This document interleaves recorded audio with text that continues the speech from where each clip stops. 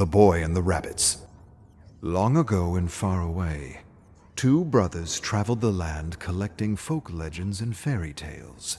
Wilhelm and Jacob Grimm were esteemed professors of literature who were always open to expanding their collection of stories. At least Wilhelm was. Jacob, on the other hand, was quite content with their current collection, so that when they started hearing tales about a mysterious black fog, he argued against leaving the comfort of the university for what he was sure was just superstitious tavern talk. But Wilhelm was intrigued. Wilhelm wanted to know more about these mysterious creatures and people that appeared and disappeared in the fog. Why did this strange fog suddenly appear? How could it do the things village folk claimed it could do? Was it from another world, as some believed?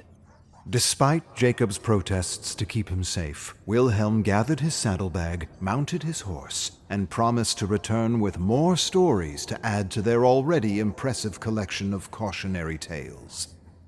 Jacob grumbled that Wilhelm would end up becoming a cautionary tale. He accused his little brother of trying to escape his academic responsibilities. Wilhelm argued it was the opposite. It was academic responsibility that compelled him. And when Wilhelm still wouldn't listen to reason, Jacob reminded him of their promise as children. Though they were very different, they had done everything together.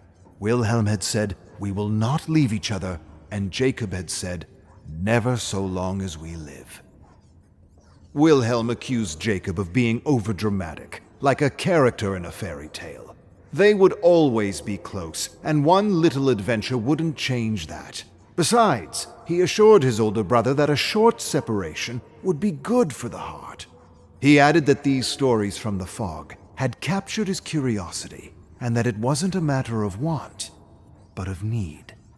He simply needed to know more. The tales seemed different, yet similar, and linked by a mysterious black fog. Wilhelm couldn't understand why Jacob didn't share his enthusiasm for what was possibly the very source of inspiration itself. "The source of tragedy," Jacob grumbled, accusing his brother of letting his imagination get the better of him. Wilhelm laughed and told his brother to quit worrying about him, and that he'd be back in less than a month with more stories for their collection. But a month passed, and Wilhelm didn't return. And when months turned into a year, Jacob grew weak and morose, with the thought of never seeing his younger brother again. Just when he was about to give up hope, an old man approached him outside his home with Wilhelm's horse and saddlebag. The old man explained that he had found the abandoned horse wandering aimlessly through the black forest. Jacob paid the old man a few gold coins for his troubles. Then, with great urgency, he pulled out the notebook and reviewed the tales Wilhelm had collected. Each tale had pages of notes on people and places, and here and there, he found random theories about what this mysterious black fog could be, according to village folk. Determined to see his brother again, Jacob mounted his black horse and began toward the place where Wilhelm had transcribed his first story. And as he journeyed into the dusk, he imagined Wilhelm sitting on the horse behind him, recounting the tale of the boy and the rabbits. There was once a boy who was often ridiculed by his stepfather for spending all his time with rabbits he had raised with his father, his real father. The rabbits were all the boy had left of his father, who had one day fallen sick and walked into the woods and never returned. The rabbits reminded the boy of happier days. One day, while the boy played with his rabbits in a wooden enclosure, the stepfather shouted for him. He yelled like the end of the world and accused the boy of being a sloth, swearing those rabbits were wasting all his time. The stepfather had spent the whole day harvesting wheat, while the boy played with those rabbits. Those damn rabbits. Drunk with liquor and rage, the stepfather stormed into the enclosure and yelled with a voice like thunder. The boy screamed for him to stop scaring the rabbits. At this, the cruel stepfather laughed maliciously, raised his scythe, and cut through the rabbits like chaff. Covered in blood and gore, the stepfather returned to the field as the boy tried without success to put all the bits and parts back together, hoping to maybe save one of his rabbits. But it was hopeless, and he soon collapsed with a shuddering cry. In the midst of his grief, a strange, silky black fog seeped across the ground and into the enclosure, and the evil one, looking like a gentle old man, entered, asking the boy what had happened. The boy explained what had happened, and the evil one said he could help him if he so wished. All he had to do was ask.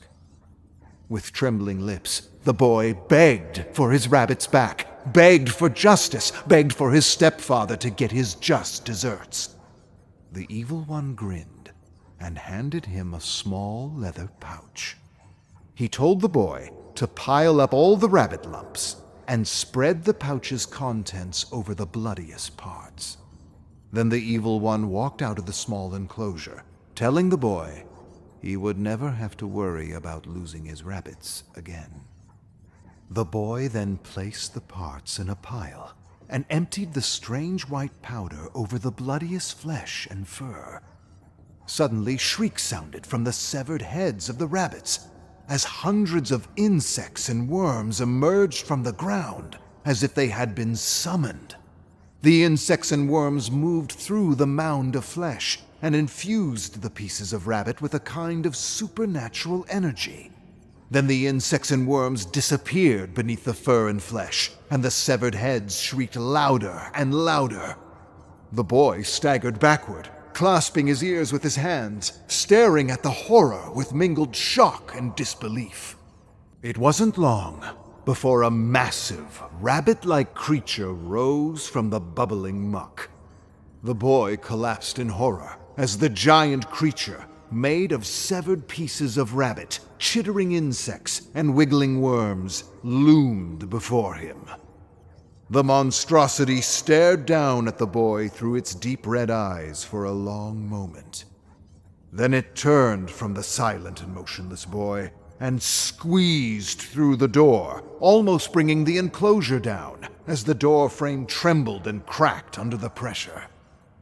The boy stared into the moonlit darkness for what seemed like forever. He could still hear the bubbling, hissing sound of the creature's skin outside. He only blinked when he heard his stepfather's agonizing cries in the distance. He jerked nervously as screams of terror reached him and echoed around the enclosure. Then, the world lapsed into silence, and the boy stood slowly, slumbered out as if in a dream, and saw the giant rabbit holding his stepfather's head in one of its claws. What happened next, no one really knows.